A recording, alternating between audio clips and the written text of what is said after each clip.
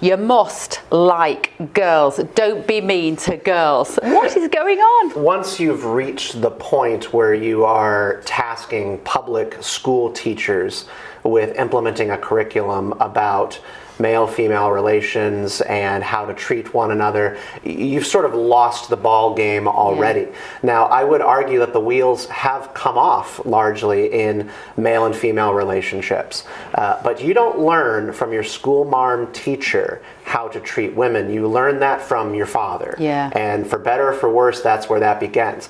Now, I really do take issue with it, both in the United States and in the UK, 75 to 80% of school teachers being female. We've sort of had a male flight from the classroom over the past couple of decades that is incredibly damaging to young boys, because that is where they are going to actually learn how to be men. Being a good man is what we need more than how to be gentle and feminine in your relationship to women. And I have no hope that this is going to have any positive effect on British young people as long as they are still hopped up on and watching porn, where they are developing violent tendencies in terms of their sexuality and having a completely warped understanding of what it is that women want and how they want to be treated. Absolutely. I couldn't agree more. This is the front page of the Times, actually, for tomorrow's paper. Anti-misogyny courses aim to stop 11-year-olds becoming killers. If an 11-year-old grows up to want to kill women, there is absolutely nothing you can do in a half an hour PHSE lesson or whatever it's going to be called. That is an issue of poverty. It's an issue of, let's say, no role models in your life. It's an issue of watching so much violence online. It's an issue of not having other things to do, sport, music, drama, whatever it is. Get these kids busy, rather than having an hour lesson where a teacher sits those boys down and tells them be nice to girls. Get those boys out running around a field, being masculine, doing something which channels their testosterone. This is all nonsense, isn't it, Mally? Well, I think there's some low-hanging fruit that there are things that could be implemented in school that could help women and girls, because there are some damaging facts here, which is 1 in 6 girls, according to the UK Rape and Crisis Center, experience sexual assault. Yeah. And I do think we have some agreement here that porn is a big problem, because we just know from studies that most of the porn people watch includes incredibly violent imagery directed towards women. So I don't know if it's necessarily reframing masculinity, but I do think there are things that, let's say a school teacher is doing the usual sex ed course when kids are starting to hit puberty, of saying, look, these are things that are not acceptable in relationship. It is never okay for a guy to hit you. Yeah. I think that is something perfectly fine for a teacher to say. You know, so what I you do also think there have are to things say, like that there can be common ground on. But you also have to say to the girls, it's not okay for you to hit boys. And when you look at a high school and you look at teenage girls who are these young women, you know, fertile, sexually interested young women of 14, 15, 16, and you look at the boys who look 8, 9, 10, there's already a discrepancy there. You've got boys they feel like children. They're looking at these girls who can sometimes be, you know, very mature physically and mentally mature. This is not the solution, is it? Yeah, I think something that we haven't figured out how to talk about in the West is the out of balance power dynamic that goes on in, we would say, middle school and high school. I'm not sure how you would refer to it in the UK. High school, yeah. But I mean, with young girls sort of leaping ahead of young boys, both in their intellect, maturity, physicality, and then boys do this rapid catch-up act at the end of their childhood and into early adulthood. Yes, they can always be physically imposing and powerful. Yes, they are turned inward on pornography and sort of a warped understanding of women. But I mean, women have a leg up on them in a lot of ways, and there's no real rhetoric or program for talking about that and helping boys get their masculine energy out in a positive way. I mean, it starts with raising young boys to believe that it is good to hold open a door for a young woman, and then asking the question, why?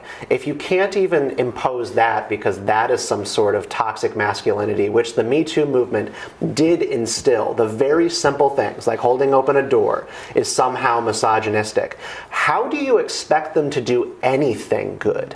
We haven't asked them to do anything, the most basic stuff that you would call chivalry. And when you actually give give young men an idea that I want to be like a knight, I want to be chivalrous, they will do the other stuff better. This idea is, so Jess Phillips is a safeguarding minister who's come under a lot of criticism for not doing enough for the Pakistani rape gangs, incidentally. She's pledged to deploy the full power of the state to introduce the largest crackdown to stop violence perpetrated against women and girls. Oh, when I hear about the state used in that way, it just makes me very deeply uncomfortable. What about the family? What about the family? They'll never point the finger at the family, this government. It's always the state is the solution to all the problems. Well, but I would say too, there is an element that the state needs to play a role, because in most domestic violence situations and in most situations where violence is perpetrated against women, it's not because some stranger comes and hits them or rape them. It's inter-family dynamics. So I do think there has to be an element of where the state and the government has to come in and provide victim support. But isn't that policing? Sure. Isn't that called policing? Don't we? Shouldn't we have more police officers who can address domestic violence? Sure, but I'm just saying. I think the trouble I have with this is we're saying the family needs to be the nexus of reform, which I agree. We can do a lot of things to strengthen family, but if the abuse is coming from within the family, sometimes you're going to need to have a government program to step in there. That's what I don't even understand what this is meant to address, because sort of like how the Australian government is talking about what happened in Bondi Beach, we're not talking about what is this really about. If we're talking about the fallout of the rape gangs controversy, which is a result of uncontrolled immigration and an ability to talk about some of the aggressive, hostile elements embedded in Islam and Muslim communities against white girls in the UK, that's one topic. But is this about that Netflix movie? Adolescence. Adolescence. Is this just about adolescence? Or is it about your previous point? Is the fact that now that we have so many young boys living in the country from cultures which don't value women in the same way? I remember going But you're not allowed to say that.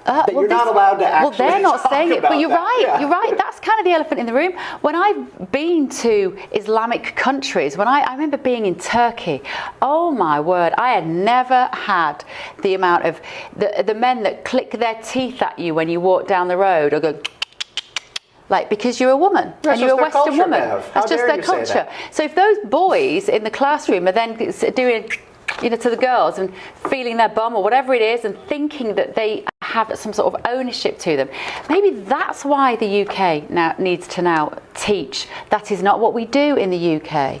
Again, like with the adolescence factor, this is all sort of talking about Andrew Tate-ism and young boys' interest in this sort of YouTube personality without actually naming the elephant in the room. Not having any sort of constructive agenda for what a good man looks like in society sends people and young boys online into these spaces where they'll give them something. They'll tell them how to be a man, and it's usually quite disgusting and gross. Starmer's said, we too often toxic ideas are taking hold early and going unchallenged. What ideas? Get them moving. Get boys blooming well moving around a sports field. They'll soon feel better about themselves, and then they all, or theatre or music or drama, whatever it is, then they will stop feeling so bad about themselves they have to take it out on teenage girls, which is where it comes from. It's a lack of confidence and a lack of self-esteem. Right, a man who doesn't lack self-esteem.